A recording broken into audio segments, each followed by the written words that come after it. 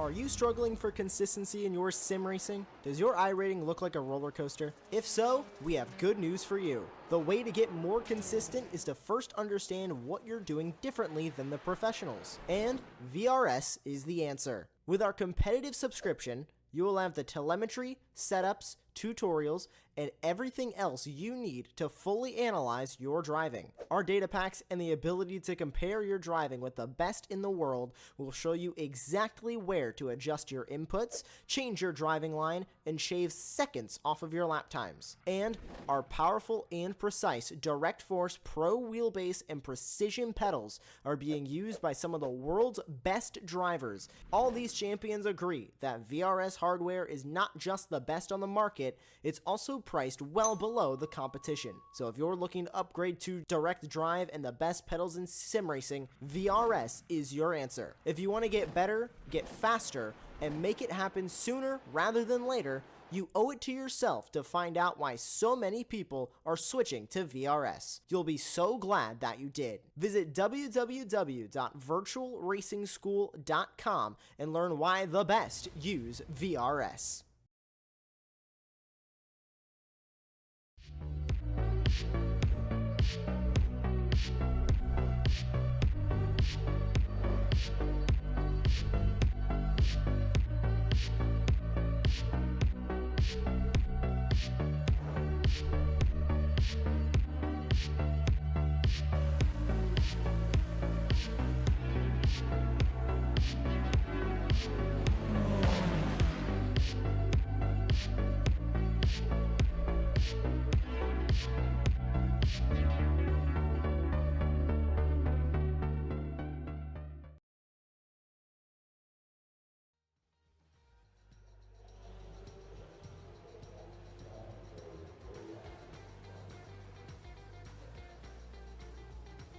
Just 2 races remain in Season 6 of the Apex Racing League GT3 trophy as the series visits Donington for the return of the A format races. 60 minutes are in store for the drivers tonight on one of the narrowest and most complex tracks on the calendar this season.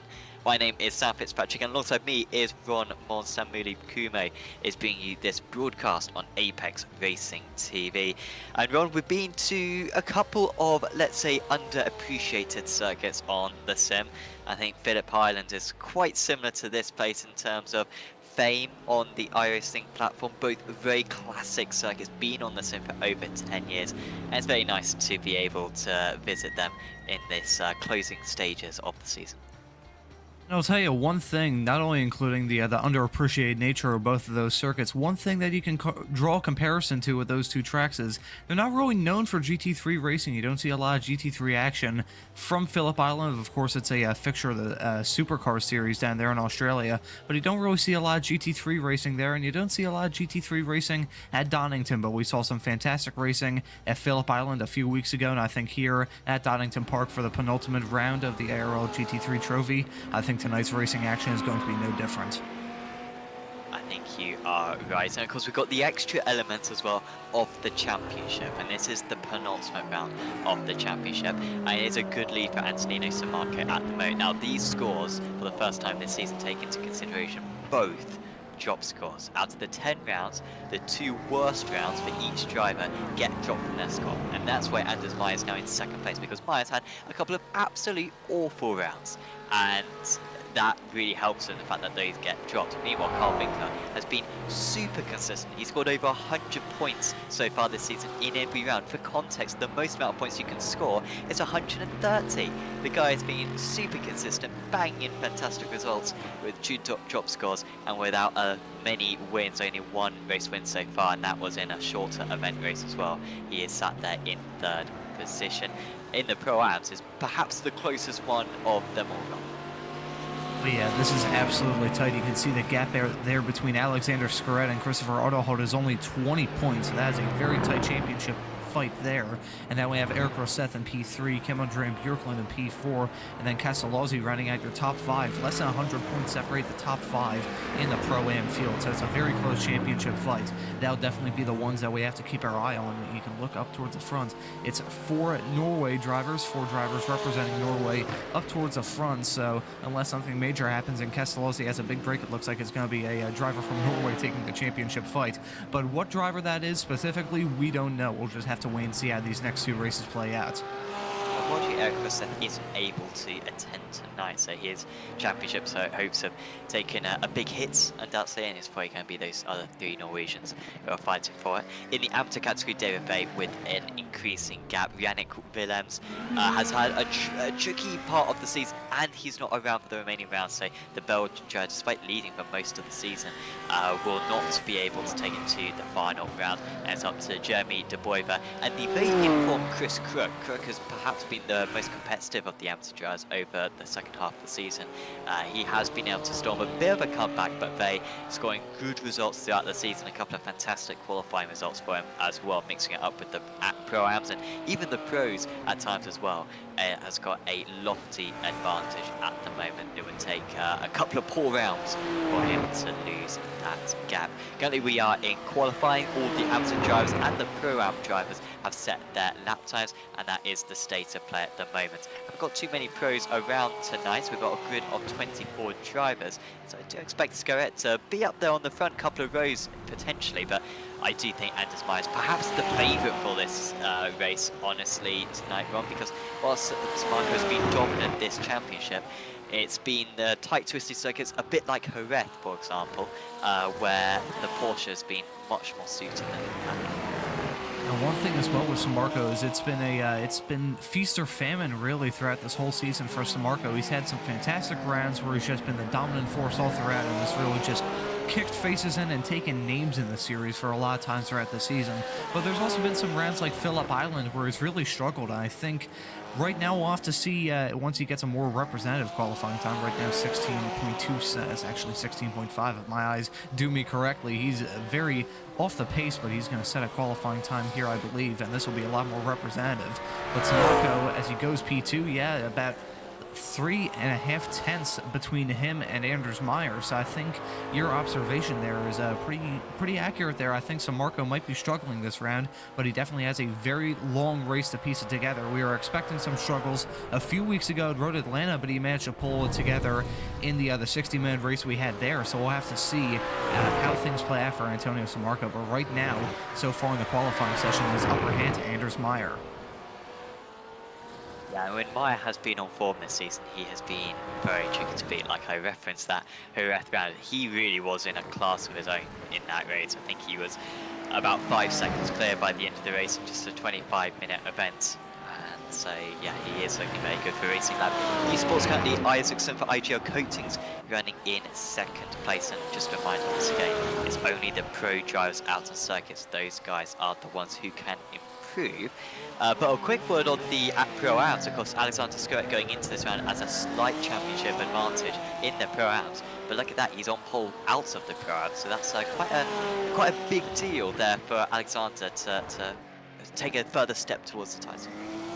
So a fantastic qualifying performance from De Boiver there. Right now P5, that is a great lap from him. Right now he is above David Vey by about, that's about 0.2 of a second. As we see Samarco go up to the front, he puts in a qualifying time of a 1:25.5, so he manages to jump ahead of Anders Meyer. So a little bit of a leapfrog we have here between the 2 drivers running 1-2 right now in the championship with a drop. So I think for this championship fight, this may be a very important round for these drivers as they look very evenly matched in terms of pace here in qualifying. One of the most friendly Scandinavians we have on Apex Racing TV in the chat, Nicholas Rasmussen and Eric Rosseth. Rosseth just confirming that he is watching from the grandstands today. With the job rounds, I think Rosseth won't be hemorrhaging too many points, but it certainly does end his hopes of the title. And Nicholas Rasmussen, very much a single-seater man, hopefully taking part in the Apex Racing Academy Super Formula Championship. I feel like Nicholas will be absolutely well up for that. Big fan of the high-performance single-seaters, and so expect to see him in that. And of course, you can sign up for that yourself on ApexRacingLeague.com. The Apex Racing Academy Super Formula Championship is a car which really is very popular already on the service, and yeah, you can go sign up on Apex Racing League and find out more details on our website, link in the description. And as my interestingly, back to the pits, he's going to have time for at least one more lap. It's a very short lap around this Donington circuit, despite using the Grand Prix layout. And in fact, they're all on out laps, are the top 4 drivers, so I expect some improvement still in the remaining stages.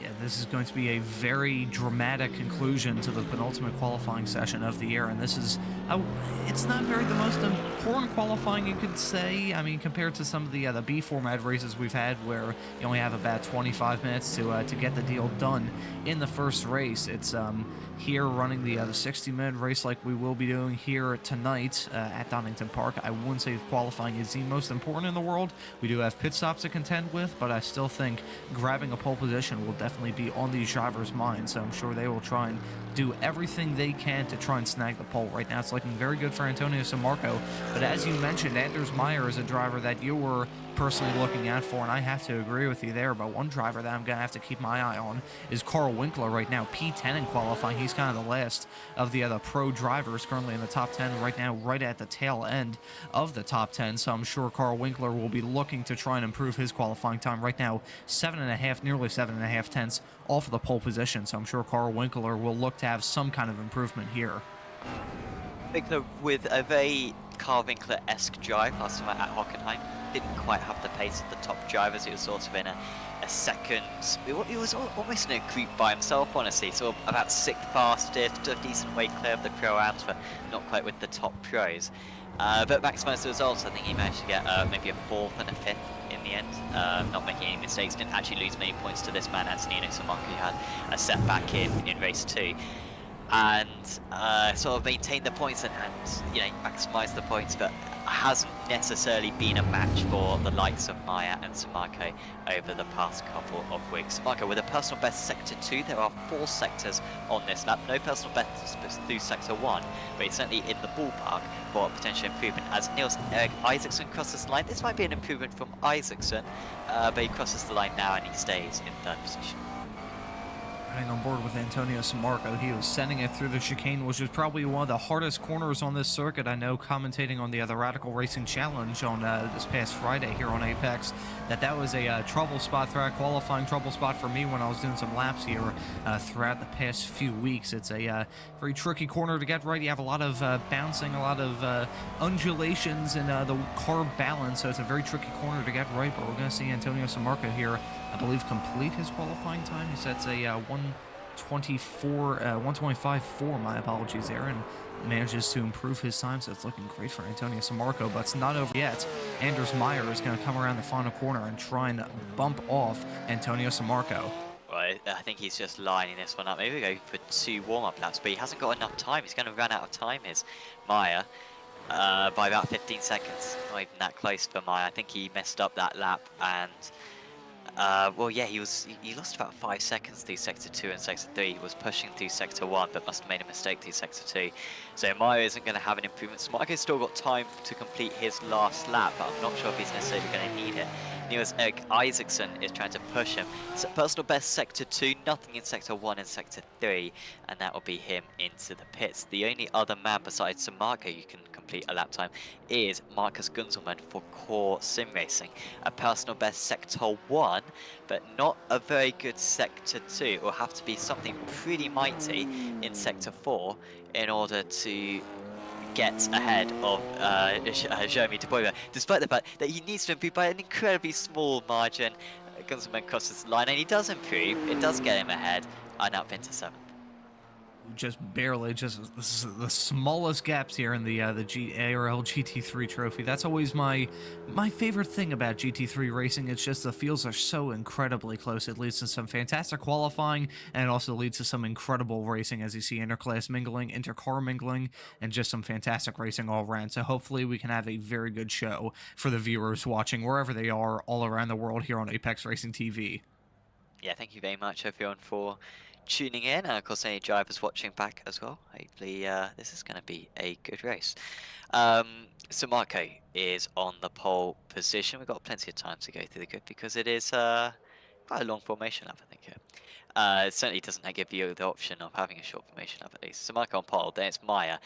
That's the front row that we wanted, really. Then it's Isaacson, Vangen, both looking competitive. Scoret, top of the Pro-Ams, and looking to really have a hand and a couple of fingers on the trophy after tonight. Stephen Davey with another strong qualifying up there in 6th place, and it's Michael Skunzelman. Top of the amateur drivers, Jeremy DeBoer, a fantastic performance from the DBR Challenge driver. There's Kim, Andre Bjorklund, Carl Winkler, Christopher Otterholt and David Vey in 12th place. Vey just looking for a couple of solid results to confirm that amateur championship. Then it's Thomas Verm, Simon Moldecleve, Didier de Vlamnik, Stuart Wyness, Arthur Hupke Merle driving the old Ferrari. Christopher Crook with a slightly underwhelming qualifying. He's been in great form recently. I expect him to be fighting for the top 10 by the end. Then it's Gordon Hogg, Thomas Pugh, Simon Andre Livingston, Leung Leo, who is running the new Ferrari. In fact, Livingston is as well driving the new Ferrari. Then it's Paul Joseph Clese and Tommaso Montini. Montini serving a qualifying ban. And that is your field for tonight's race. 24 cars strong, but I think we'll still have a very great race for you. A very short formation lap from the looks of it. We're starting right shore of the chicane, which is a very heavy braking zone on this circuit. I wonder if anyone's going to dare attempt an overtake going into that chicane. What do you think, Sam?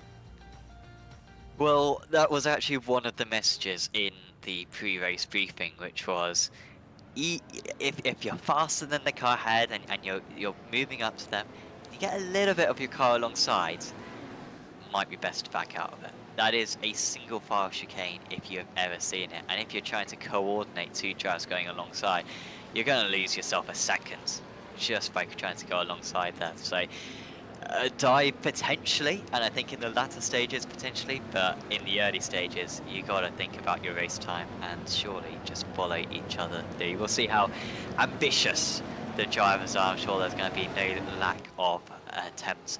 And of course, whilst a few drivers may be taking it cautious for the championship hopes, a few drivers are out of the championship and they know that really the only thing that they want is a race win in their class in order to end this season 6 of the Apex Racing League GT3 trophy. We're about to get underway. A little bit of a hold up there for Sir Marco. He holds the field and now he puts his foot down. It's a port start for Meyer, looking like it, and Sir Marco powers away from the rest of the field. Isaacson up to 2nd place. Looks like his teammate Vangen is going to go with him as well. Meyer trying to storm it around the outside. We've got a driver off the circuit in turn 1 already as the drivers follow Sir Marco down the hill for the first time. It's Sir Marco, Isaacson, Vangen, Meyer. Great start for Carl Winkler. He's up 4 places up into 6th position as Kimi Andre Bjorklund and David Vey battle with one another. We've got Alexander Skuret, our top pro AM driver, off the circuit at the old hairpin.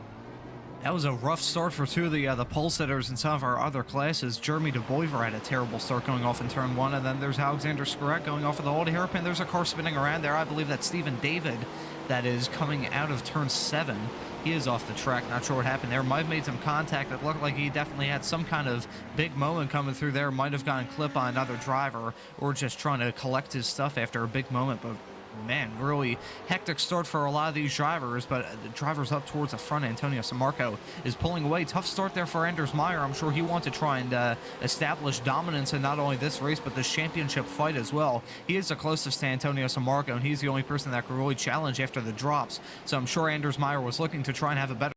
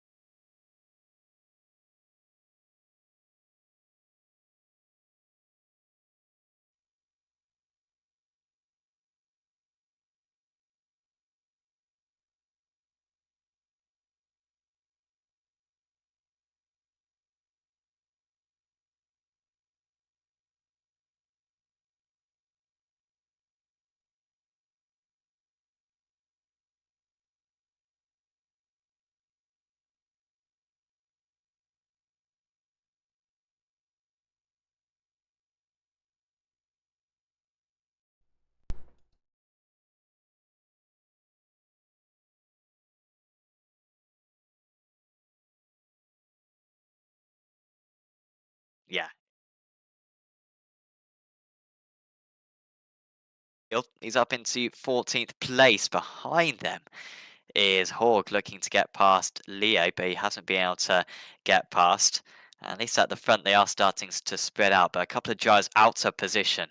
Montini, De Boiver, De Vlamnik, maybe, certainly Scaret, all out of position. David as well will be making rapid progress through the order for the remaining 60 minutes. I think very early on into this race, I have one question that I need to ask you, Sam, is what driver in this field do you think is feeling the happiest about how this race has turned out so far? Personally, my pick would be David Vey. He's seeing some of his championship contenders fall out and have mistakes very early on. But very early on into this race, who do you think is feeling the happiest? Yeah, I mean, I think they normally they would be fairly grumpy right now, wouldn't they? Because he's actually in the same place as he was, and you compare that to Chris Crook, who is up 7 places and ahead now of of David Vey. So yeah, I think you're right that on total he is very happy, but it hasn't been exactly a clean start for Vey either. I think, as in fact Vey's now just lost another position, so he is going back a bit. Verm is the next driver past. Um, I think maybe Christopher Otterholz. I think would be very happy seeing Skuret go.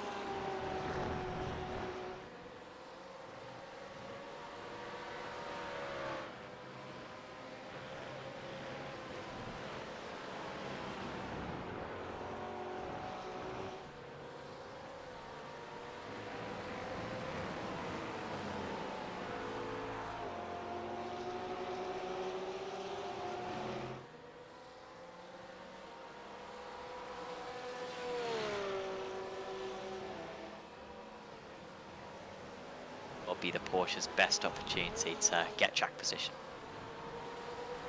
Now, one thing we got to keep in mind during the pit stops is we've seen throughout the season how the other tires can play a big role. I think these drivers will probably take the risk and take the lost time to maybe take 4 tires because this track is very tire important. Never mind that. We're seeing some battling through the chicane. We brought that up very early on. It's Stephen David and Leung Lao right now battling there, and we're seeing some more battling there farther behind the field. I believe that's Pew going for a move on De Boiver, if I'm not mistaken. That's some nice battling as they go into the hairpin there, whose name is slipping me right now. Of course, when I have the track map not pulled up, it's the Melbourne hairpin, so we can get our corner names nice there and make sure we can call these battles properly with some nice corner names, because it's always good to have some corner names, especially now with modern racetracks where you don't really have it. It's a lot better calling a corner a nice name instead of just calling a turn 1 or turn 10 or something like that.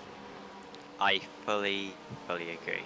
And I think everyone, particularly all the Europeans listening along, will agree as well. So we see Tommaso Montini. He is next up, trying to get past Vey. I think he actually got ahead of Vey for a bit beforehand and then lost the position, but he's back past again. He's up to 13th place. Vey getting very much used to seeing drivers in his mirrors right now, because now he's got Hupke Mel. He's having a nice run of it, actually. It's Hupke Mel at the moment. One of the new drivers to the series. He only joined mid-season. And he is getting up ahead of Steam. Vey with one of the weaker rounds when it comes to pace so far for him this season, it must be said. Yeah, Hupke Merle has been fairly new to the series. I believe he made his debut only a few weeks ago at Road Atlanta, but right now he is putting together a nice fight here. Might try and overtake the championship points leader, and with the trouble that his championship rivals were facing, you could nearly call him a championship elect at this point, David Vey, so I'm sure he'll try and go at for all out glory and try and pass David Vey. At this stage in the race and at this stage in the championship fight, if you're David Vey, I feel like you'll try and give up that position without too much protest, because even though Vey is a very hard racer, we've seen it a lot, he is a textbook definition of a racer. He's always very passionate whenever he comes into the booth here for some post-race comments. And he's just, I'm sure he definitely will be a little bit upset with how the race has gone, and it really depends on David Vey's mindset. If he's just trying to bring home some solid points, he'll probably not battle too much when it comes time for Hoopka Merle to possibly eye up an overtake on the BMW of Vey. But we'll just have to wait and see how that works out. We're seeing some more battling farther down with Scarrett. Yeah, it seems like Leo's lost a bit of time, has he not? Because I feel like he was battling with David before, or David, apologies if we haven't been pronouncing that right the whole season. And yeah, he's now got Pugh behind him as well. Not really sure what's happened to Thomas Pugh. He did only qualify in 20th place, but we usually see the English driver a fair bit higher than that. Wow, got out of the throttle. You can see he's not pleased, flashing the lights for the Hong Kong driver ahead, because he was all over the curb in order to avoid door contact. In iRacing, I feel like a move like that might fall under the other classification as cyberbullying, because I think Pugh kind of got bullied out of that move there from Liao, but that was some very close stuff there. Luckily, they didn't make contact, because any sort of contact going into that chicane will be absolute disaster, even though you do have a lot of gravel runoff area. And a track like this with very little asphalt runoff area to speak of on this entire circuit, any sort of contact will definitely doom you in with how close this field is now. It has spread out a little bit, but still the entire field right now, minus Paul Joseph Close, had some issues early on. From first all the way down to 23rd, it's only about 25 seconds, nearly 26 seconds separating the field, so it's very close right now. So I'm sure these drivers, especially at this very early stage of this race, less than 10 minutes in, are just trying to keep it clean. I haven't really mentioned Simon Multicleave too much so far today. Multicleave having an absolutely brilliant time of it.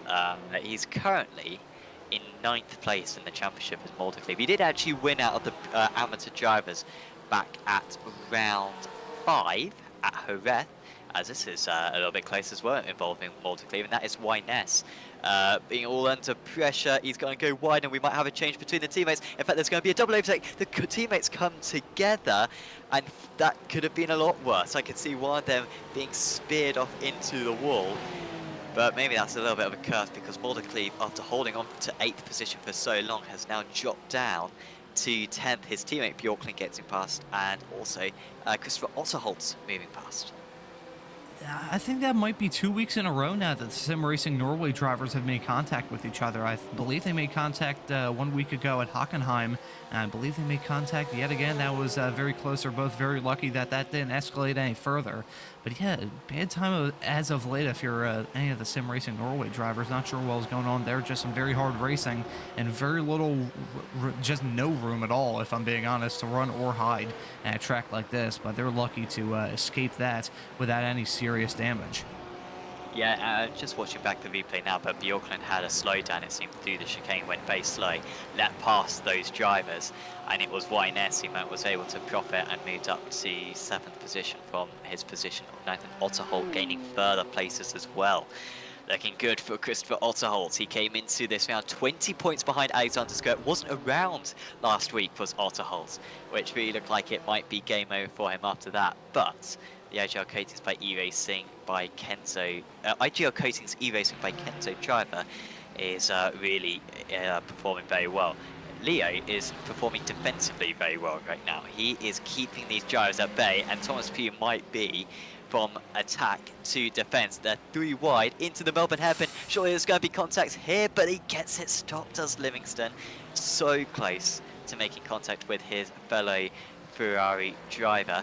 And after all of that, I think they may have stayed all in the same order, but Bjorklund's trying to end that. He's gone for a dive at the final hairpin and pulls it off very nicely. I think the virtual iRacing fabricators were looking at those 3 drivers going 3 wide going into the Melbourne hairpin, and they were probably biting their nails just assuming that 3 cars were going to go spearing off the racetrack. But those drivers managed to keep it clean. That was extremely close. You could probably not even slip a piece of A4 paper between them. That was extremely close. That was extremely close there between DeBoiver and Livingston. I believe they actually did make contact coming out of 1 and coming through 2. That was extremely close. A lot of drivers starting to get their elbows at. Maybe it's towards the end of the season. These drivers are getting a little less patient, but just very close racing here so far. It's fantastic stuff to watch right now. One of the drivers involved in this is Jeremy DeBoiver. I don't know if you could maybe go back to all the way to lap 1 and see exactly what happened to DeBoiver, because it seemed like he got forced out going into turn 1. It was an amazing qualifying for DeBoiver. I think his best of the season to start all the way up in 8th place.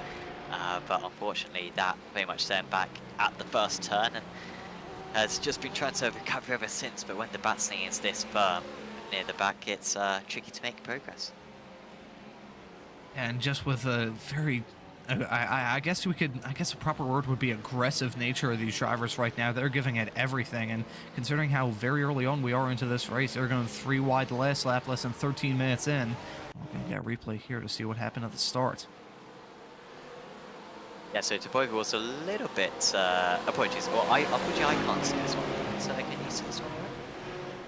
It's very jittery from my end, so I don't believe we'll be able to see what happened. We'll communicate what happened via smoke signals. Well, I think the viewers can see crucially what happened, and I think that's the most important thing. Yeah, it was a disappointing start for DeBoiver, and that is where he is at the moment. I'm just watching him back on the broadcast, and it was a tap actually from David Bay, yeah. Which caused him to set back, and then of course there was a secondary incident as well a few laps later, which sent him even further to the back. So a miserable day so far for the amateur driver. I wonder if we could also see what happened to Alexander Scuret as well on that one, because that was down at the old hairpin, and that sent our Pro-Am leader from the front of his class to the rear of it, and here it is. So he's got Gunzelman. Oh, he's lost it by himself. He has lost it by himself. Now, I was absolutely certain, if I'm honest, that he'd been hit from behind, because that always happens into the old hairpin on that one. But through that, he's just demanded too much turning ability from the car. Yeah, I'll tell you, I was with you on that bandwagon of him possibly getting his. We see Gordon Haug making a mistake coming through the final corner, just a simple spin. I think he had something very similar happen to him during the qualifying session, I believe it is. So tough for him coming through that corner. But yeah, that was strange there from Scuret. That's just a very simple mistake to make. A lot of drivers trying to demand way too much of their race cars coming through the old hairpin, because you expect a corner like that to be flat, but with the downhill nature and the way that corner is just generally, it's usually a corner where a lot of drivers can make a mistake either oversteering through, but with how fast he was going through the runoff area, I was fully expecting there to be contact, but never mind the incident with Scuret. We went over that, and touching back on a point there we saw with the DeBoiver incident with Vey, I think that could be the reason why Vey is very slow at this stage of the race. He might have picked up some damage from that, because after the contact that he had, which was fairly heavy, all things considered, that wasn't a light whack by any means. That was definitely a bump and dump and run for sure coming into turn 1. So that could be the reason why Vey has dropped back a little bit. There could be some damage on the front end of that BMW. Yeah, I think that's a very good shout. How are they going to get through this? Oh, the car heads off. Car head was off. That's going to be a slowdown, and now everyone's going to have to scatter, as I imagine the Porsche is going to break very early. It's DeBoiver who's losing positions at the moment. Now he does go wide, but they're all wide, and he's going to spin as well, and it's further contact, and completely innocent in all of that was Gordon Haug, who I think is going to lose and maybe even go to the back of this chain. And now we've got another one going straight on. Every corner, it's one driver, he's gone deep. And I think that time it was it Devlamnik? He was going wide. So Haug is now at the back of the runners. Klist is out of the race. And there was a total mess, and Livingston's car is gradually accumulating a significant amount of body damage. I'll tell you, I think that front end body damage was not a result of an early incident. I believe there's actually contact in the braking zone for the hairpin. We're going to look at the replay, and yes, it was. You can get a perfect view of the engine of that Porsche as Livingston just got caught out there. I think it was just a simple mistake there, a little miscommunication between Devlemnik and Livingston going onto the brakes going into the final corner. But yeah, just tough stuff. That would explain why that front end of that Ferrari looks very used up, and that also explains why Devlemnik looks very upset. Looks like he's getting a little bit racy. Saw him run wide coming out the first corner on this lap, so I think he might be a little bit frustrated with his fellow driver there. Well, I think if I'm Gordon Hawke in this situation, I'm considering coming into the pits because you get out of this traffic. The bad news at pitting now is he's 40 seconds off the lead, and he would come out a lap behind, and then he's got to deal with the blue flags. And in this series, you do have to abide by the blue flags, not just advisory. You do have to let the cars behind go. So that can start losing even more time. So it's two tricky options for him right now as Devlemnik going to try it again, but he's gone wide and lost the rear of the car. That is an incredibly tricky corner, and personally, honestly, Ron, I don't know what your opinions are, but I dislike this Grand Prix version compared to the national version because that final hairpin is exceptionally tricky. It's Goddard's. It's exceptionally tricky. Yeah, that is a corner that's just, it's so difficult to spot. You know, you're going over a crest. It's not really a crest, it's just a light hill. But the way it is, you're just completely blind entering that corner. You just have to turn left and pray pretty much coming into that corner. So I can agree with you there how the international, the Grand Prix version of this layout, I should say, is definitely has a bit of a penis in the anus kind of chicane, not chicane, it's a hairpin if I can get my corner types correct. It's very annoying hairpin to round off this lap, so just a small old dog leg detour that these drivers have to take to run on this version of the circuit, but that's still a very tricky corner, and it's called out a lot of drivers. It's called myself out. It also has a very strange curb if anyone's driven there. Yeah, the end of that, the exit of that curb is pretty much rounded, while the other end is it's kind of like, has like 5 angles to it or something like that. It's a very strange corner, very unique. It's definitely a very challenging one, and it can also be a pain depending on your perspective. Certainly, I do agree with you there that that corner is very hard to get right, and it's also very annoying at times. Big shouts out to one of our sponsors for this series, Apex Racing Academy. Big thanks to them for providing some of the prizes for the drivers for this championship. And of course, if you're looking to get faster in any of the GT3 cars, Apex Racing Academy is the place to go. They are doing setups for a variety of the GT3 cars this season. Check out their website and you can see exactly which coach is covering which GT3 car in both the sprint series, the GT3 specific sprint series, but also the IMSA sports car series as well. So big thanks to ApexRacingAC.com, and to check out ApexRacingAC.com to get yourself a bronze, silver or gold subscription. And is my looking a little bit racy right there behind Niels Eriks Isaacson? I think I've seen him fuel save a couple of times so far, and the two of them I've caught back up to Antonino and Marcus. Marcus' gap was up at about 1.2 seconds at a moment. He is now just 0.6 of a second ahead. Vangen keeping loosely in touch, and Carl Winkler actually having a rough few laps. It looks like he's very much just trying to hold on to up top 5. And I think at this point, Winkler might actually be at risk of losing a position to Gunzelman right now. That's very close between those drivers, only 0.4 of a second, so we might see some battling there with those two German drivers. Yeah, you can see right now, extremely close.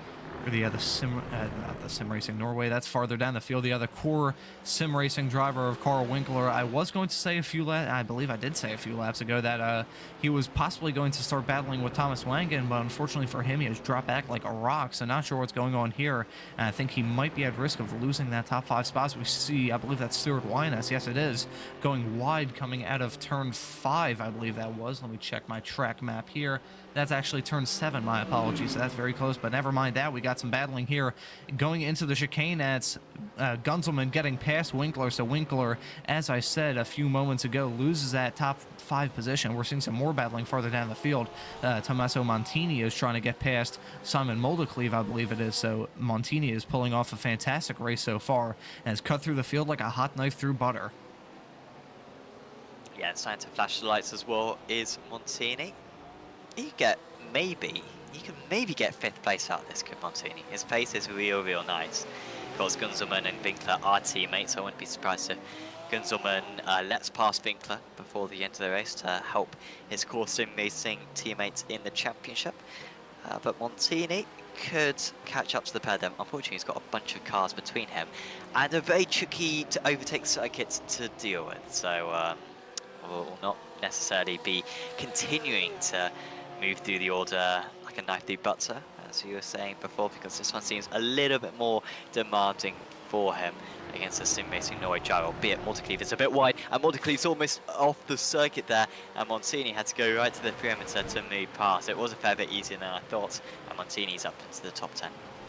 Would like to know the octave of the squeak that Multicleave registered having that big moment coming out of the old hairpin. That was extremely close there, and even though you do have a little bit of runoff area before you hit that inside tire barrier, that's still a massive moment for Simon Multicleave and a fantastic save, although he does lose that position to Montini, who's made it up into the top 10. It's a very good drive from him so far. Maybe we might see this, definitely when the pit stops come and shuffle up the field, we could see him get involved in the fight for the Pro-Am victory. Right now, Stuart Wyness is leading that pack, who we haven't seen lead a Pro-Am race this season, I believe. Anyone in the chat can correct me if I'm wrong, if I can spit my words out. But Stuart Wyness right now leading. That's a very good performance from him. He is leading ahead of Kim Andre and Bjorklund. We're seeing some more battling further down. This is Hoopka Merle and David there. Very close stuff going through the final 2 hairpins to round off this lap. And it's Stephen David getting that P16 spot. The last of the pro drivers right now has had a very tricky race, but right now he is looking to try and just get through the field and hopefully wear out these tires a little bit more, get the best out of them before the pit stops come. Yeah, what could have been for Stefan David in this race? Because, yes, Scuret will be next up for him. So Scuret just had a poor lap, so I think Scuret, I feel like, got past Vey. And then he lost back out to Vey because he had a very bad... maybe I'm wrong. No, I think I'm wrong. Sorry. He did lose half a second on that last lap to Scuret. He is struggling quite a bit at the moment, but this lap is a fair bit better for him. He is starting to close it up again, but yeah, David could well be past the 275 within the next few minutes. We're expecting the drivers to go a bit further on fuel than they usually do, seeing that there's quite a low fuel consumption. So I guess Gordon Hawke has got past someone on... past Thomas Pugh. I think Pugh may have actually had a slight off. He's down to 21st position now. But yeah, we're expecting the pit stops to come as late as potentially 40 minutes. So it means that the pit stop window is very much open. You can pit now and get to the end of the race on a tank. I was just about to ask you how long these drivers might try and stretch out their fuel. Certainly Antonio Sammarco might have to pull in a little bit early. He's just been leading this race in a fairly comfortable fashion. I say that he has less than a second gap to Isaacson behind and only a few tenths between Isaacson and Meyer. So it's definitely not the most comfortable race in the world for Antonio Sammarco. You can't call it a... I guess here would be a Tuesday, so you can't call it a Tuesday night cruise for Antonio Sammarco, but he's had it fairly easy. But I think that McLaren having to punch a hole in the air, I think he might have to pull in a little bit on the early end. Certainly won't be as pronounced, the slipstream difference as it was at Spa to start the season off, but I still think Sammarco might have to pull in a little bit on the early end, so we might see the undercut possibly work for Sammarco, or maybe we could see the overcut work for Isaacson and Meyer. We'll just have to wait and see when the pit stops come.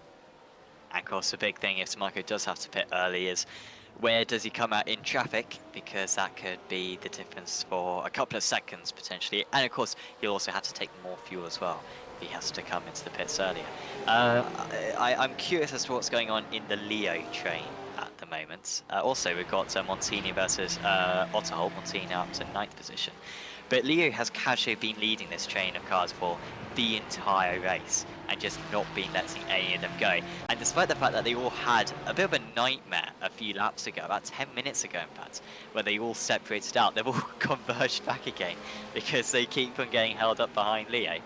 And it is simply incredible how the Ferrari driver has been able to stay ahead, and it is not relinquishing it still.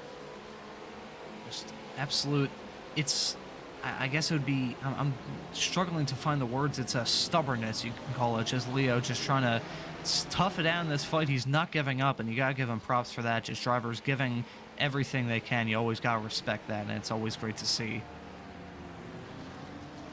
He's going to round the final corner and once again lead away across the line.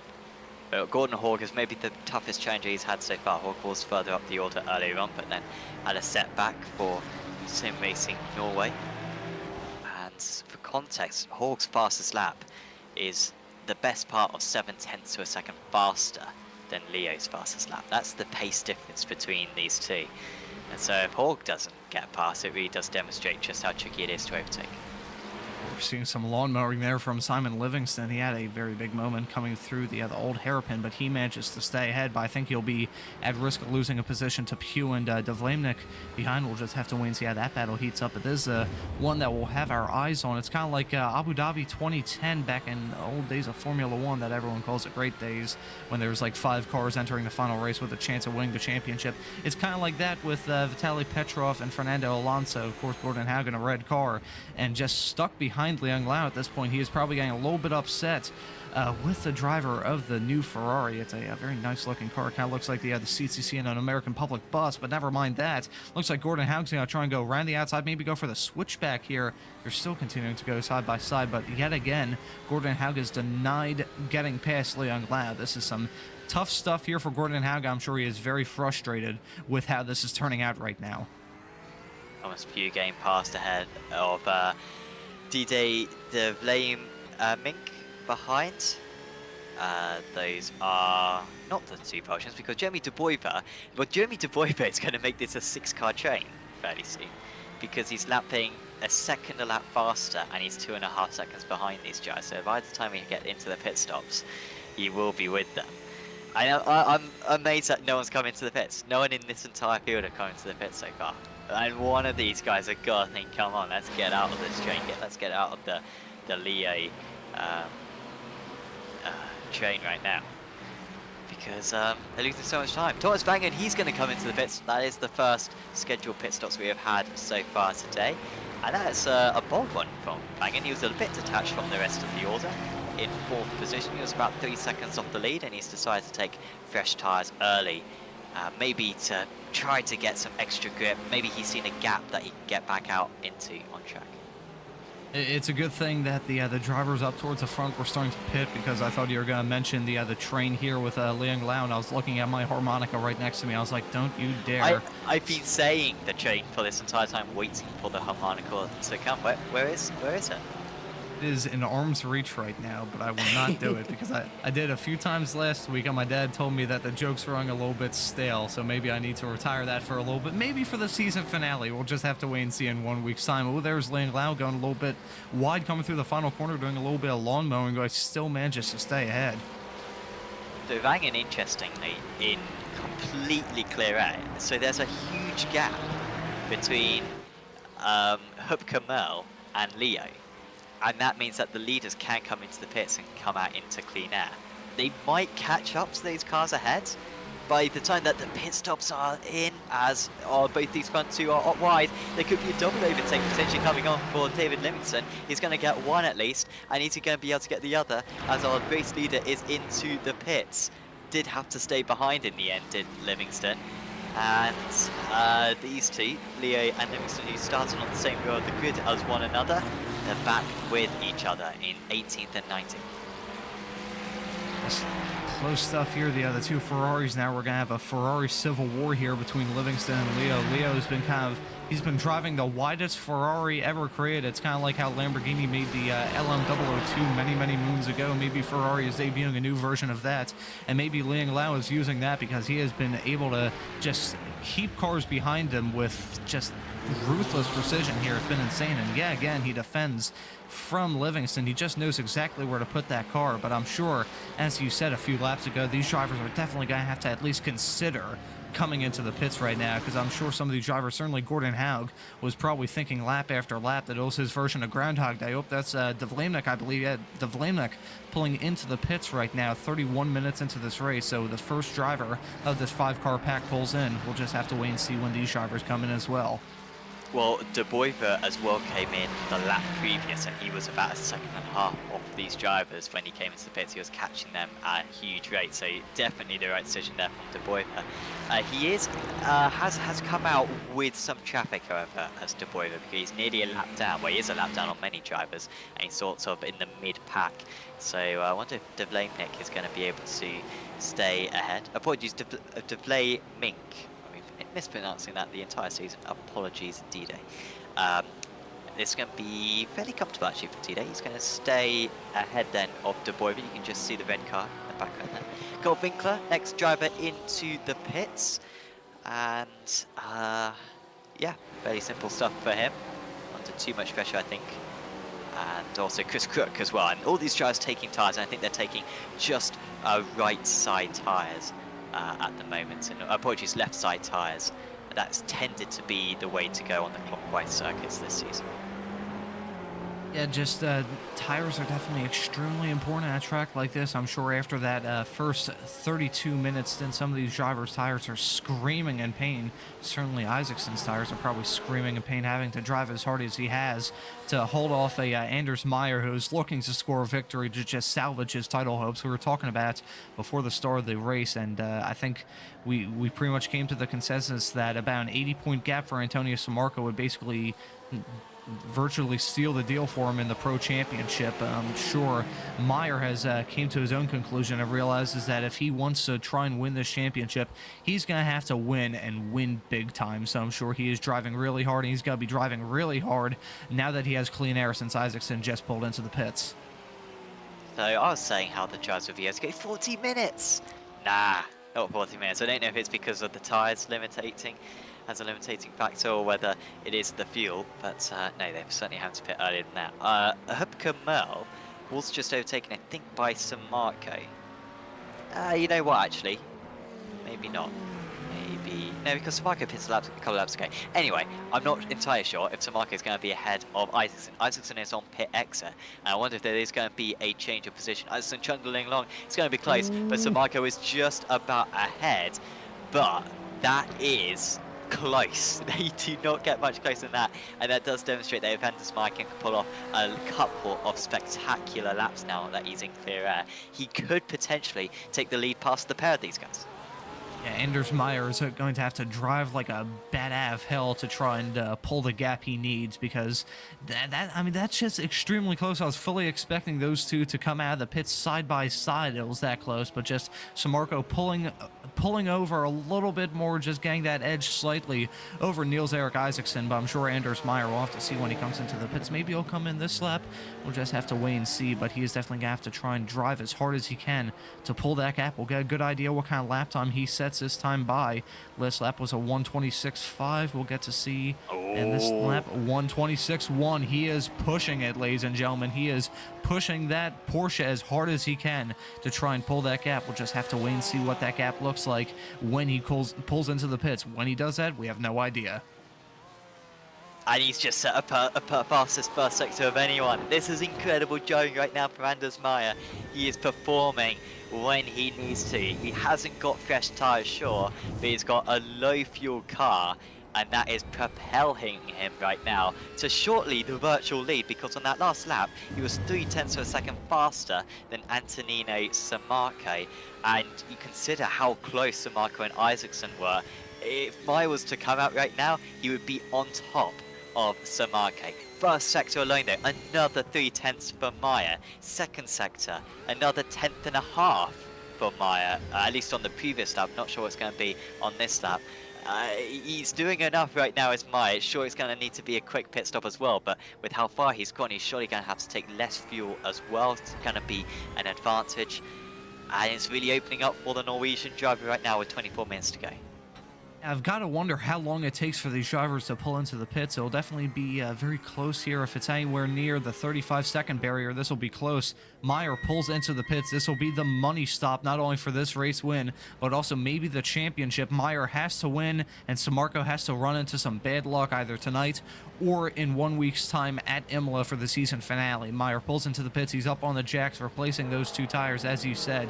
We'll have to see. Sammarco is coming around the second to last corner right now, coming through the Melbourne hairpin. happen, he's going to have to go hard on the brakes coming into the final corner. But right now, that gap is still fairly large. Meyer at this point is probably very close to rounding off his pit stop. Yeah, he is going to do it by a mile, too. Yeah, it was a very short pit stop, a second and a half he managed to cut off, and Anders Meyer has done it. And from third position for this entire race, a fantastic overcut.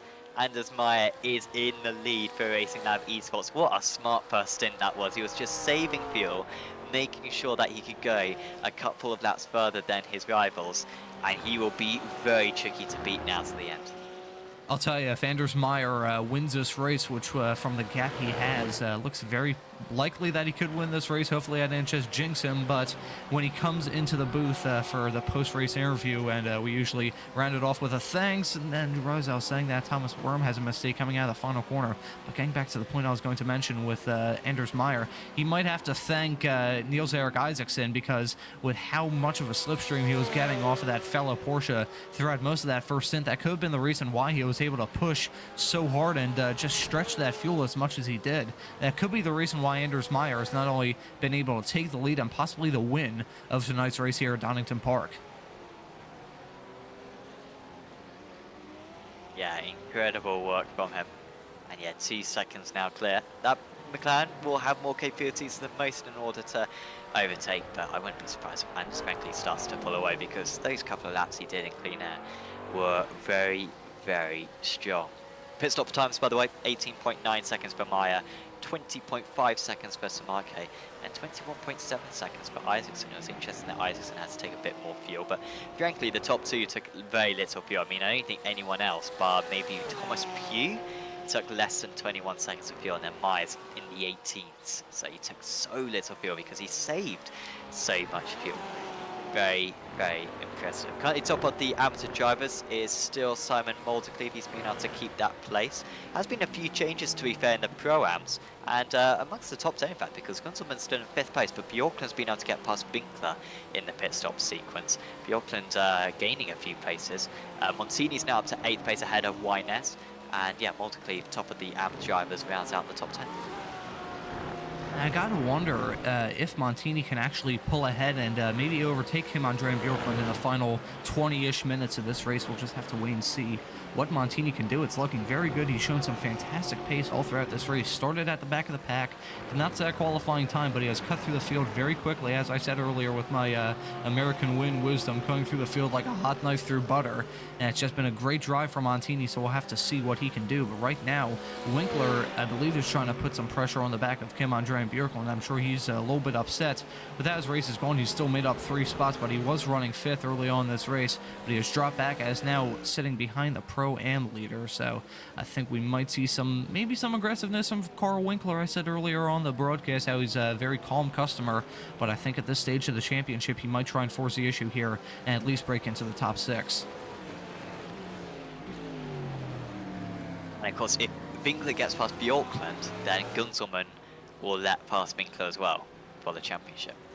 Winkler's not really aiming for the overall title, but he's still got a good chance at 3rd place in the championship, maybe even 2nd place, honestly, if Meyer has a dismal round tonight or in the next round. So, yeah, there's plenty of incentive for him to get past the Norwegian driver, as slightly off the circuit is Montini, and that's maybe one of the biggest errors we've seen him make so far today, honestly.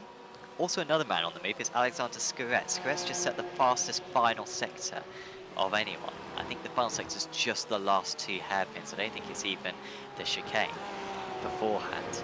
And he absolutely nailed the 2 of them. He's up to 13th place, and he could get past Chris Crook by the end of this one. And considering that he had that spin on lap 1, he might finish within 10 seconds of the top 5 in Skuret. A lot of what-ifs for these drivers, including Skuret and Montini and others, but man, Skuret really has had a lot of pace tonight. A shame that he hasn't been able to use it. Another driver on the move right now is Antonio Sammarco. You can see the gap on the left-hand side of your screen. It's now below 2 seconds, so he's closed that gap in by nearly a second. It's more closer to about 0.8 or 0.9 of a second, but he's closed that gap in a little bit to Anders Meyer. Last lap, he was actually a little bit slower, but he was closing in that gap a little bit more. Antonio Sammarco actually just set his fastest lap of the race at a 1:26.12, so he is putting in some good laps right now. So Antonio Sammarco, he may be down, he might be out of the lead, but he's definitely not out of it. He is swinging punches up against the ropes. I'm sure Antonio Sammarco will be trying to push as hard as he can to try and close that gap in between Anders Meyer, and I think we might have possibly some lap traffic involved here soon. I believe the car, yeah, you can see there, Jeremy de Boyver right now, he is about 1:25 off of the lead, so you can just see it's probably about a second separating these drivers. So hopefully Anders Meyer can catch these drivers out at the right spot for his sake, and hopefully Antonio Sammarco can catch the lap traffic at a right opportunity for him as well, because we're not rooting for any favorites, but we're definitely trying to close this gap in a little bit more so we can have a brilliant fight for the final few minutes of this race.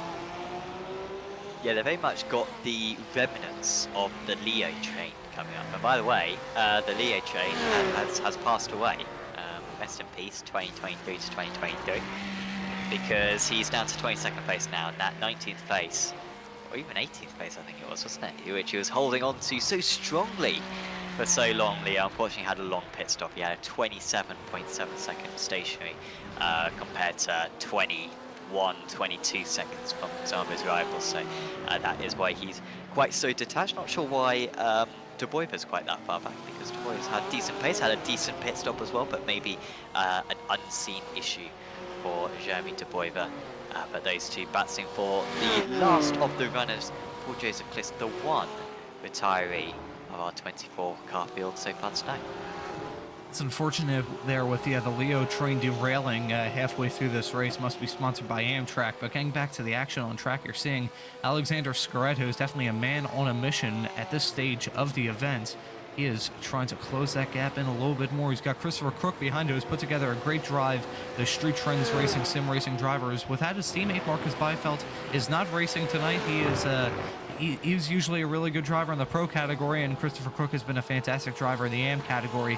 Now, with the issues that David Vea's run into, currently running in P16, I believe Christopher Crook might take a little nibble, you could say, definitely not a big bite, but a little nibble of that championship gap between those drivers. The championship battles in Pro-Am and Am are definitely heating up with the way the racing is going tonight. Bjorklund leading, who I believe hasn't won a race in the Pro-Am category this season, but a lot of drivers trying to shuffle around the championship fights in some of our classes are definitely setting themselves up for some fantastic conclusions in 1 week's time in Imola. If anyone would like to watch that, you know where to find us here on Apex Racing TV, so you can hit the subscribe button if you want to be notified about us. You can click the bell as well, do all that stuff. You know what to do. If you've used YouTube for about 5 minutes, you know exactly what to do here on YouTube if you want to be notified of this. And if you want to tune in, you know exactly where to find us. It's I'm not sure what time it is UTC, but I know for here, my time, it's 3 p.m. Eastern Standard Time. So Sam, you can give them the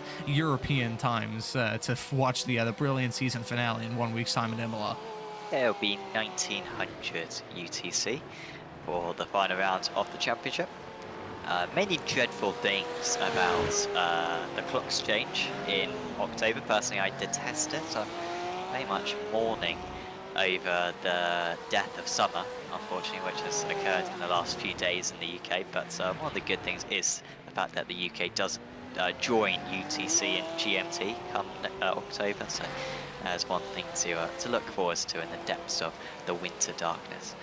Mine now 2.1 seconds ahead, being able to clear a little bit away as Sammarco moves through the traffic. By the way, someone in the chat, Luca Godler, thanks Luca for turning up and watching along. Who is currently leading the championship? It's currently Antonino Sammarco is leading the championship, and you can see the full championship standings over on apexracingleague.com, and then just go to the active league sections, go to the GT3 trophy area, and you can see, if you scroll down a bit, the current championship order in all of the championships. I haven't actually mentioned the teams championship so far tonight, but going into this round it was Core Sim Racing with a healthy advantage. They are going to lose a few points in the championship against IGL Coatings e-Racing. Both IGL Coatings e-Racing drivers ahead of both Core Sim Racing drivers, but it won't be enough as it stands to take out a significant margin. Interestingly, Core haven't been the highest point scorers really for many of the rounds so far this season, or certainly haven't had drivers who have scored the most points so far, but you know, as a team they've been able to accumulate a lot of points, so Core with a very good season they've put together. Hey, as they say, to finish first you have to finish, and for the Core Sim Racing team, they have just been consistent. They've kept the car on the road, which in a series has been very chaotic and very topsy-turvy nature of the way this ARL GT3 Trophy Series has been this season. Just keeping it on the road has been very important, and it's definitely played dividends for them. Right now we're seeing the Core Sim Racing driver and the Sim Racing Norway drivers of Gunselman and Bjorklund battling. Well, I don't really call it a battle, it's more just a very nice and tight-knit parade, you could call it, right now between those drivers. They might try and battle here in the final 13 minutes. We'll just have to wait and see. We've got some close drivers. Up and down the field is the other Sim Racing Norway entry of Simon Moldeklev. He is close, and we got some more battling here between Didier de Vlamnik.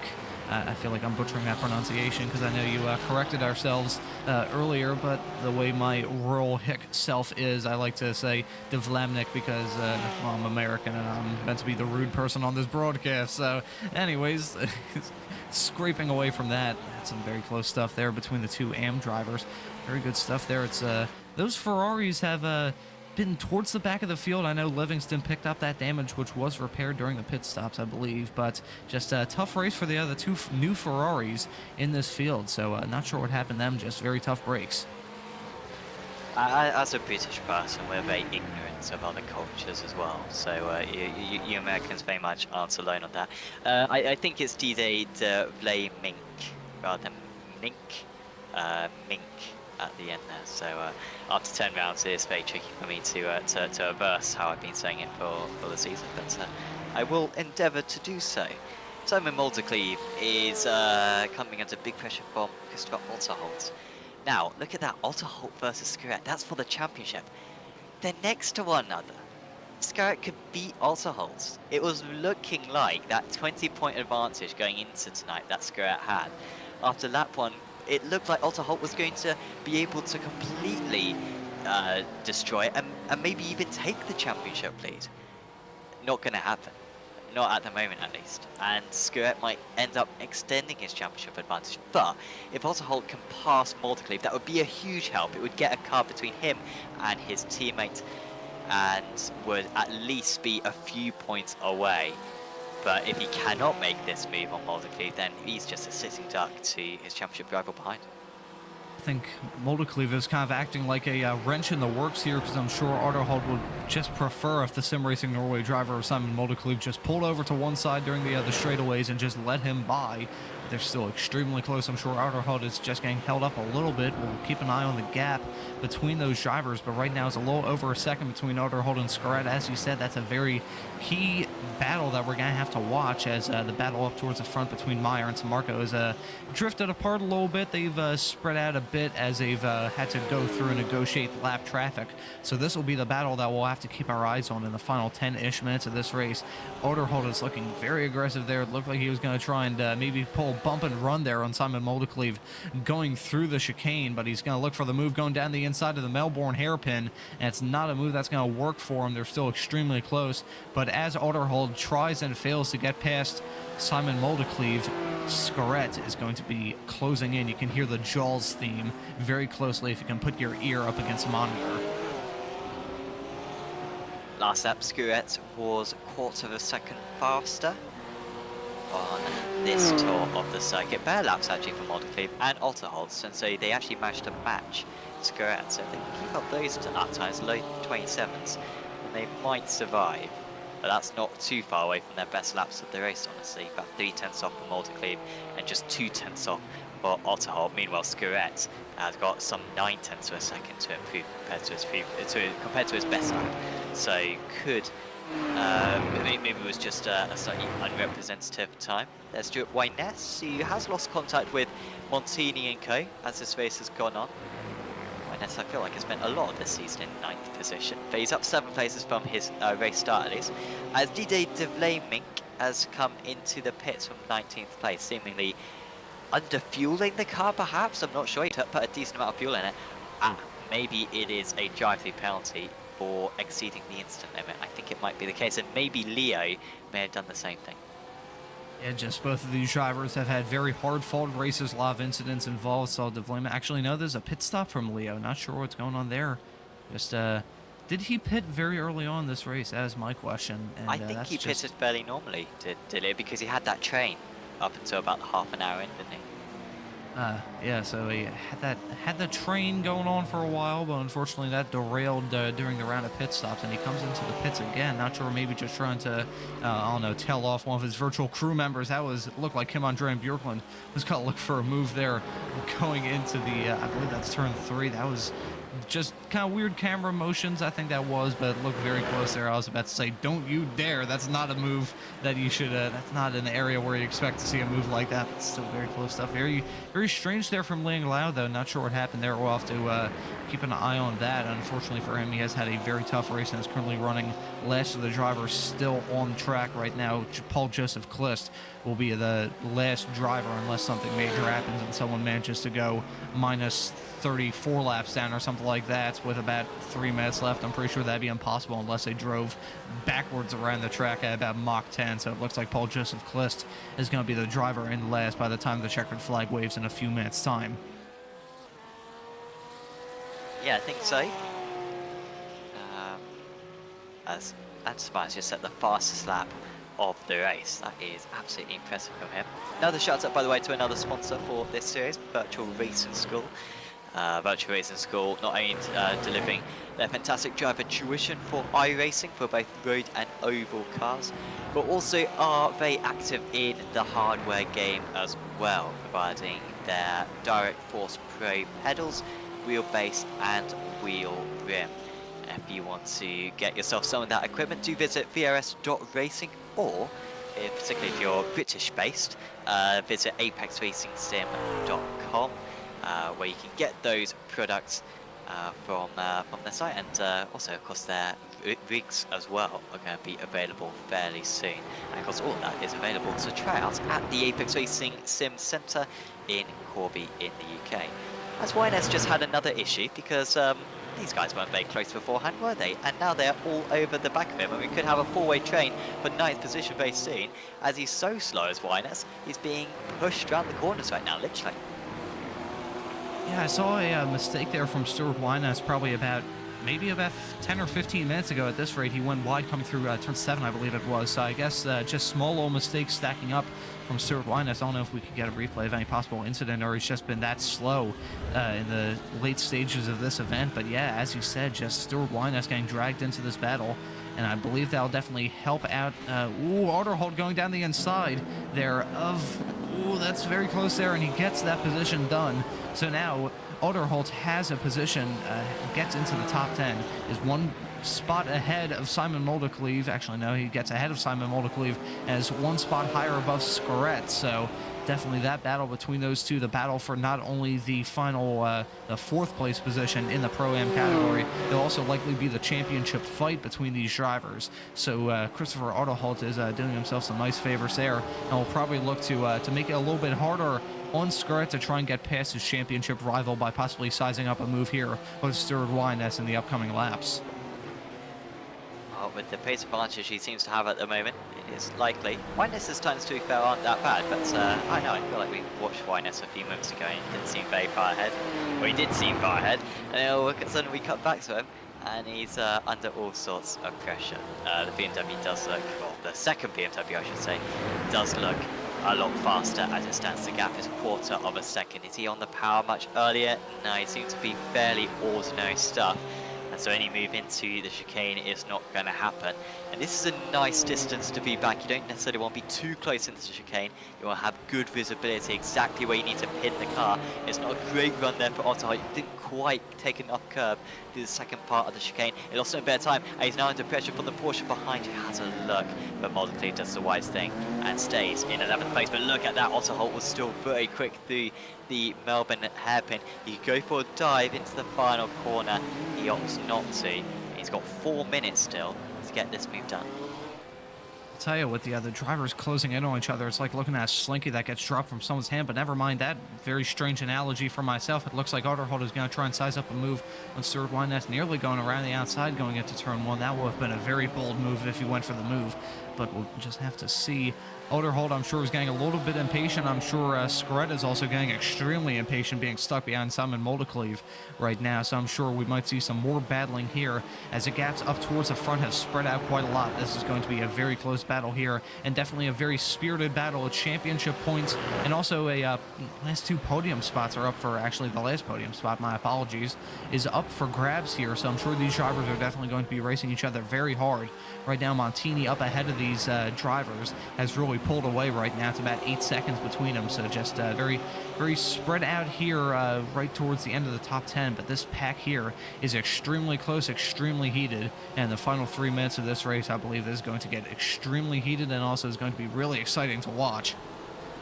Even Steven Davis not going to be too far behind these guys. He's currently 4.5 seconds behind, about a second a lap faster. As there's been a change of position, Bjorklund's gone for it against Winkler. Has he been able to make apologies against Gunzelman? And he is clear. The BMW still has part of his car ever so slightly alongside, and he's going to use that by braking late into turn 1, and he retakes the position. Good composure there for Marcus Gunzelman. It looked like it was an aggressive move at Goddard's for Bjorklund, but it wasn't a good exit for him, and that BMW grunt maintaining the 5th position for the Core Sim Racing car.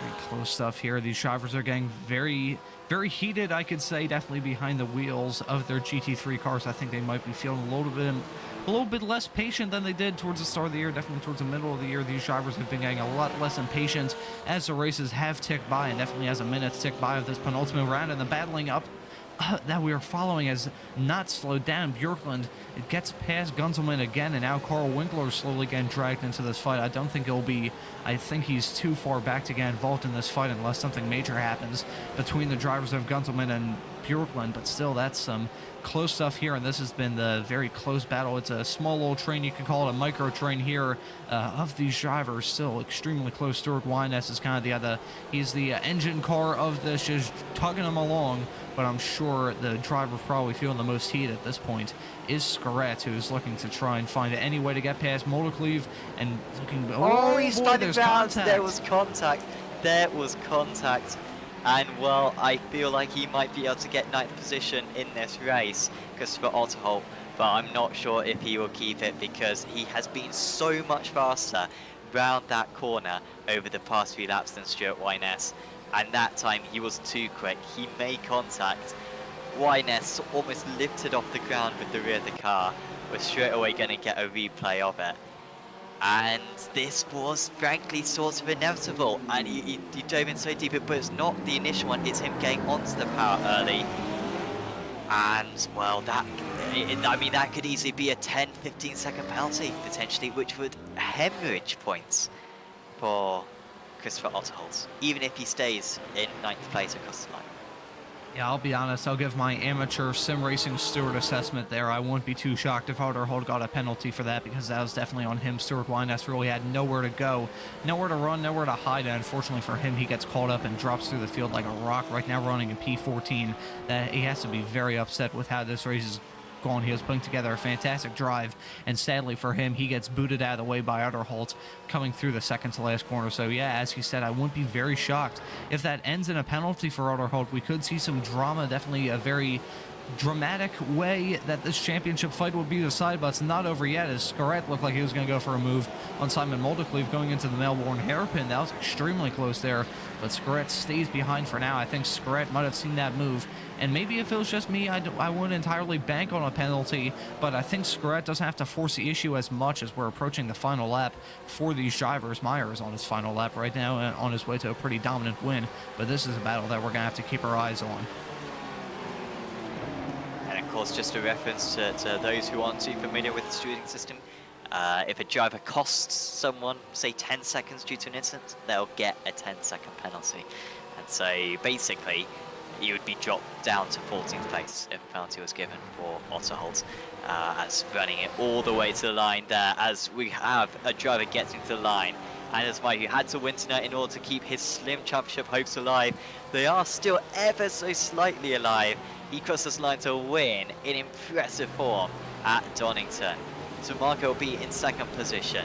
Looks like Vangen is going to be allowed past by Isaacson to get some extra points in the championship. Those two will be third and fourth place. Top of the Pro-Ams is going to be a mighty result for Kim Andre Bjorklund, as Carl Winkler is allowed past by his teammate Marcus Gunzelman. Good points for Core Sim Racing tonight in their team's championship bid. Not good points for Winkler necessarily, but that will keep his hopes of P3 in the title race alive. And this frantic battle, which has gone all the way to the finish, and it at least across the line, it's surely going to be Christopher Otterholt. He gets it stopped for Goddard's, and despite a very valiant drive from Simon Moldecleve, if he finishes top of the amateur drivers, it will not be 9th place, it will be 10th place for now. David was so close to these guys by the end. He was gaining by a second and a half in the closing stages. As the settle for 12th place, and Stuart Wyness, I'm sure one of the most frustrated drivers out on track, finishing in 14th. I gotta imagine that the fight that we saw between Otterholt, Scarrett, Moldecleve, and also Stuart Wyness, I believe that won't be over just yet. I would not be too shocked if that ends in a penalty, which I believe would maybe seal the deal for Scarrett. That was a very good recovery drive. Certainly his recovery in this race definitely kept him in that championship fight, and maybe we'll just have to wait and see what happens in 1 week's time, and we'll have to wait the stewarding process after this event to see what happens. But I don't think it's going to be over just yet with that battle. That was, I won't call it egregious, but that was definitely a very needless mistake, and it cost Stuart Wyness dearly, and maybe it also cost Otterholt badly as well. One final quick shout out to SDK Gaming for providing our fantastic overlay, also live timing as well. And of course, do check out sdk-gaming.co.uk in order to get your own subscription and really some must-have software for iRacing. Let's have a look at our final finishing order then. Now that all the drivers have crossed the line, we will soon get some interviews with the drivers, so do not go away. There could be some interesting insights from the guys. Anders Meyer with another race victory. I think that is, and he did win a race last week as well, didn't he? I think that's his 5th race win of the season. He really has been accumulating them nicely. I think it's his... I believe it might be his first in the hour-long races. Anthony Samarco has been undefeated in the 60-minute races so far this season, and Meyer has finally broken that duck. And in what form? An amazing overcut by not pitting until the halfway stage of the race. And he managed to get the jump on both Samarco and Isaacson. Vangen was in 3rd place, then Isaacson, he let pass his teammate on the last lap. Bjorklund with his best drive of the season, top of the Pro-Ams. There's Winkler, Gunzelman. Montini from the back to get up to 8th place, wasn't far away from those guys ahead either by the end. There's Otterholt, Moldecleve was top of the amateur drives, there's Scarrett, Stephen David, Christopher Crook, Stuart Wyness, Arthur Hupkamel, David Vey with a disappointing round for Vey, just a bit off the pace honestly, but I think it's still good points for his championship bid. There was Verm, Pugh, Hawk was in 19th place, there's Livingston, De Boiver, Dide De Vlaming, and Leung Leo, apologies, Paul Joseph Clist rounding out the drivers. He did not complete many laps however. And we will be able to get an interview with one of our drivers, and it is our race winner tonight, Anders Meyer. He manages to break Antonino Samarco's dominance in the 60-minute races this season. Anders, congratulations. What a drive and what a strategy. Ah, thank you. Yes, finally. Ah, that was so nice. Oh, that race was so good. Everything just worked, you know. Sometimes you win and you feel like you could have done this better or that better, but this time everything just went to plan. So, or I didn't really have a plan, so it just went better than expected. Well, it wasn't exactly the plan that we were expecting, because obviously you lost second place on the start. You were running in third place, but it didn't necessarily seem to be a disadvantage, because at least from what we could see, you seemed to save a lot of fuel running in that third place for the first half of the race. Yeah, the start wasn't the plan. I got a bit confused by Marco because he went wide and then suddenly he went on throttle, so I thought he went and then he stopped. So I was a bit confused by that, and then the green lights came and I wasn't really concentrating, so the start wasn't too good. But yeah, I always try to save where I can. So when I got past Thomas again, I just had to do what I usually do and hope that was the right decision, and today it really was. So yeah.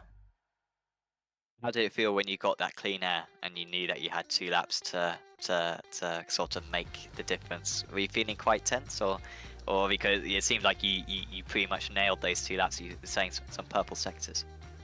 Yeah, I felt pretty confident because when I was behind, I felt that I had more to go on, but it looked like the guys in front were pushing pretty hard. So I did a couple of mistakes on those laps into the second last corner. The hairpin I broke the late on both laps, so I was a bit frustrated by that. But I had Eric on my ear telling me I had the time I needed, so I didn't stress too much about it. But you know, I came out on cold tires. So Marco had heat in his tires, so I saw him catch a lot in the beginning. But thankfully, when my tires got up to temperature, I could go back to controlling the pace again.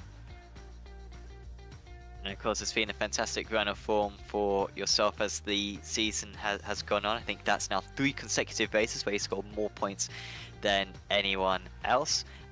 Just 1 more round of the championship to go. I guess you know, aim has got to be to make it back-to-back wins to finish the season, right? Yeah, that would be awesome. But it's going to be the same story as always. That the Norwegian Championship. I'd say that it ruins for me, but obviously I can find the pace pretty good on some tracks, so I'm not gonna blame that one anymore. I'm gonna say that I'm gonna do my best, and I hope that we can copy this result coming into Imola. Awesome. Well, we wish you the best of luck for that one. Anders, anyone you'd like to give a shout out to? Yeah, I want to give a shout out to Racing Lab.no, Racing Lab esports, the team, CarX.no, KTM, and Mosa, and Vinstra Motorsports Arena. Special shout out to Vinstra this time because we were allowed to go up on their track this weekend and drive some cars on the real track. So thanks to them, and thanks to you guys as always. That sounds like a very fun experience. You are very lucky, Anders. Thanks for having a chat with us, and see you next time. Thank you. Anders Meyer, your race winner tonight, and yeah, you can see how satisfying that one was. I mean, coming so close back at Road Atlanta, I think probably made that one even sweeter. Oh yeah, this was definitely a comeuppance, you could say, for Anders Meyer. He had to have felt, I wouldn't say heartbroken is the right word, he definitely felt disappointed after the way Road Atlanta went. It looked like he was in a catbird seat to score the win. Unfortunately, just the apples did not fall for him in the right spot. Unfortunately for him, he got whacked in the head with the strategy there and lost to Samarco. But now in Donington, in the penultimate round of the season, he pulls off a win. As you said earlier, that was his first win of the 60-minute races. And that was just a great drive from him. It really was. Well, that pretty much rounds us out for tonight. Then we've just got 1 more round of the Apex Racing League GT3 trophy to come out before we finish the season. And of course, with our Pro Championship still slightly alive, our Pro Championship definitely still up for grabs, and our Amateur Championship as well, with an outside chance. It is definitely essential viewing, so do check out the stream next week on Apex Racing TV on Tuesday. Of course, a reminder to visit apexracingleague.com if you want to sign up for our upcoming Apex Racing Academy Super Formula Championship. And of course, subscribe to the channel, check out our social media platforms as well on Instagram, Facebook, and Twitter, or X obviously now. And yeah, do follow all of those platforms in order to get extra content from everything that goes on both Apex Racing League and Apex Racing TV. And of course, also thanks to SDK Gaming, to Virtual Racing School, and to Apex Racing Academy for supporting the channel. But for now, from myself, Sam Fitzpatrick, from Ron Mons, and from Samuli Kume, we are going to say goodbye, and we'll see you back for the season finale in 1 week's time. See you then.